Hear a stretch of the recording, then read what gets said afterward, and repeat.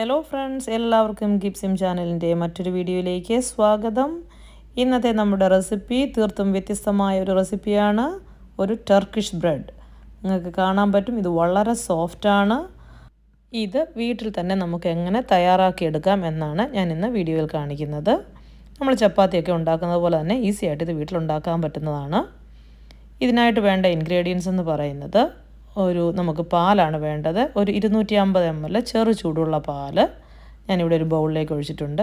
പിന്നെ 1 table spoon east, 2 table spoon പഞ്ചസാര,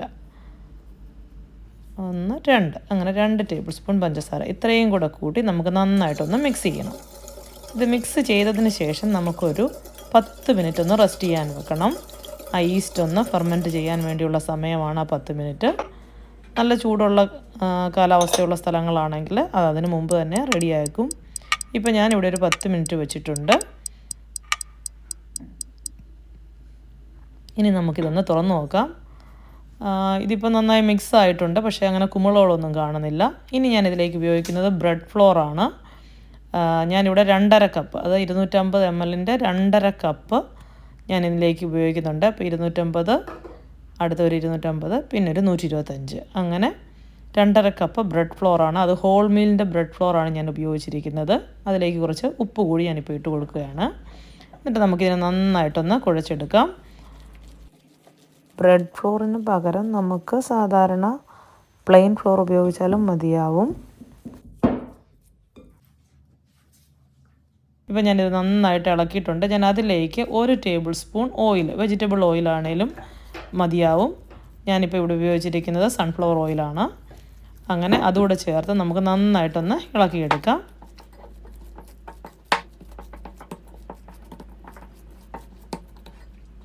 ഇതിപ്പോൾ നന്നായി ഇളക്കിയെടുത്ത് ഞാനിപ്പോൾ ഒരു ബോൾ രൂപത്തിൽ ആക്കി റെഡിയാക്കി വെച്ചിട്ടുണ്ട്. ഇനി നമുക്കിതിനെ ഒന്ന് റെസ്റ്റ് ചെയ്യാൻ വെക്കണം. അതിനായിട്ട് ഞാനിവിടെ ഒരു ക്ലിങ് ഫിലിം ഉപയോഗിച്ച് അതിനെ ഒന്ന് എയർ ടൈറ്റ് ആക്കിയിട്ടുണ്ട്. എയർ ടൈറ്റ് ആയതിനു ശേഷം ഞാൻ ആ ലിഡ് വെച്ച് അടച്ച് വെച്ചിരിക്കുകയാണ്. ഞാനിതിനെ ഒരു 4 മണിക്കൂർ വെച്ചിട്ടുണ്ട്. കാരണം ഇവിടെ നല്ല തണുപ്പാണല്ലോ, അപ്പം നമുക്ക് കുറച്ചുകൂടെ സമയം വേണം. അപ്പം 4 മണിക്കൂർ കഴിഞ്ഞ് ഞാനിത് എടുത്ത് നോക്കുമ്പോൾ നിങ്ങൾക്ക് കാണാൻ പറ്റും, അത് നന്നായിട്ടൊന്ന് പൊങ്ങിയിട്ടുണ്ട്. ആ ഈസ്റ്റും പഞ്ചസാരയും പാലും ഒക്കെ ചേർന്ന ഇതായതുകൊണ്ടുണ്ട് നല്ല സോഫ്റ്റാണ്, നല്ല മയമുണ്ട്. ഇപ്പോൾ ഇതിനെ പിടിച്ചു കഴിഞ്ഞാൽ നമുക്കിതിനെ ഒന്നുകൂടി ഒന്ന് എടുത്ത് ഇളക്കി നന്നായിട്ടൊന്ന് കൈ ഇട്ടിട്ട് നന്നായിട്ടൊന്ന് കുഴച്ച് വെക്കുക.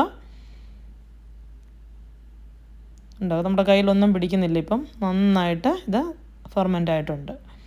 ഇനി നമുക്കിതിനെ ഇതിന് ശേഷം, അതായത് നമ്മളിങ്ങനെ കുഴച്ചതിന് ശേഷം നമുക്കതിനെ ചെറിയ ബോളുകളായിട്ട്, നമ്മൾ ചപ്പാത്തിയൊക്കെ പരത്തുന്ന അത്രയുള്ള വലുപ്പത്തിൽ ചെറിയ ബോളുകളായിട്ടൊന്ന് മാറ്റി വെക്കാം.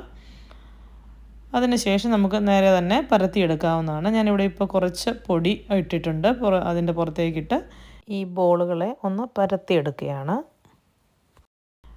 ചെറുതായിട്ടൊന്ന് പരത്തിയെടുക്കുക. അങ്ങനെ ഒത്തിരി തിന്നാവരുത്, കുറച്ച് തിക്നെസ് കാണുമായിരിക്കും.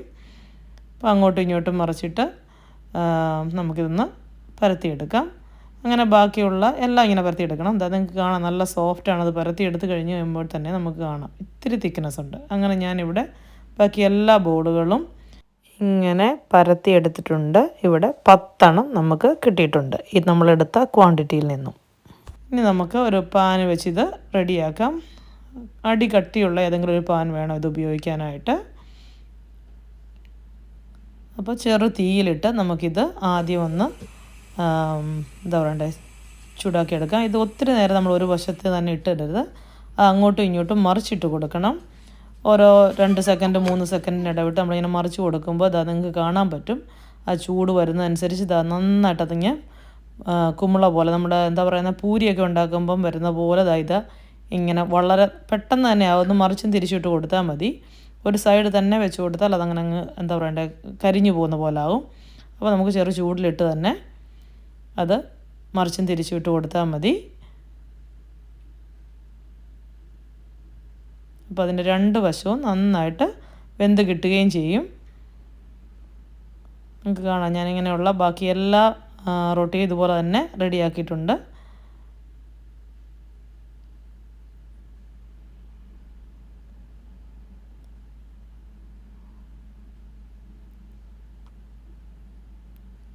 അങ്ങനെ വളരെ എളുപ്പത്തിൽ തന്നെ നമുക്ക് ഉണ്ടാക്കാൻ പറ്റുന്ന ഒരു റെസിപ്പിയാണിത്. നിങ്ങൾക്ക് കാണാം, എന്താ ഞാനിപ്പം മുഴുവൻ റൊട്ടിയും ഉണ്ടാക്കി റെഡിയാക്കി കഴിഞ്ഞിട്ടുണ്ട്. ഇത് നമുക്ക് ചൂടോടുകൂടി തന്നെ കഴിക്കുകയാണെങ്കിൽ നല്ല മയമാണ്. തണുത്താലും മയത്തിന് എന്താ പറയണ്ട അത്ര കുറവൊന്നുമില്ല. എന്നാലും ചൂടോടുകൂടി കഴിക്കുമ്പോഴാണ് അതിന് ഏറ്റവും ടേസ്റ്റ്, അതിൻ്റെ അത്രയും മയവും കിട്ടുന്നത്. നമുക്കിപ്പോൾ അടിപൊളിയായിട്ടുള്ള ടർക്കിഷ് ബ്രെഡ് അങ്ങനെ റെഡി ആയിട്ടുണ്ട്. അപ്പോൾ നിങ്ങൾക്ക് ഈ റെസിപ്പി ഇഷ്ടപ്പെട്ടു എന്ന് വിചാരിക്കുന്നു. ഇഷ്ടപ്പെട്ടുവെങ്കിൽ നിങ്ങളൊന്ന് ട്രൈ ചെയ്ത് നോക്കുക. ഇഷ്ടപ്പെട്ടുവെങ്കിൽ ലൈക്ക് ചെയ്യുക. ഒപ്പം നിങ്ങളുടെ അഭിപ്രായങ്ങൾ കമൻറ്റുകളായിട്ട് അറിയിക്കുക. പിന്നെ നിങ്ങൾ ആദ്യമായിട്ടാണ് ഈ ചാനൽ കാണുന്നതെങ്കിൽ ഒന്ന് സബ്സ്ക്രൈബ് ചെയ്യണം. കൂട്ടത്തിൽ വലതുവശത്ത് കാണുന്ന ആ ചെറിയ ബെല്ലൈക്കണിൽ കൂടി ഒന്ന് പ്രസ് ചെയ്താൽ ഞാൻ അപ്ലോഡ് ചെയ്യുന്ന എല്ലാ വീഡിയോസും നോട്ടിഫിക്കേഷനായിട്ട് നിങ്ങൾക്ക് കിട്ടുന്നതായിരിക്കും.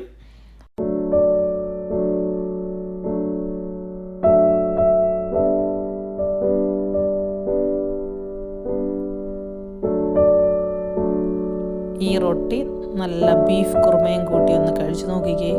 വളരെ ടേസ്റ്റിയാണ്. എല്ലാവരും ട്രൈ ചെയ്ത് നോക്കുക. അപ്പോൾ thank you for watching my channel. Thank you.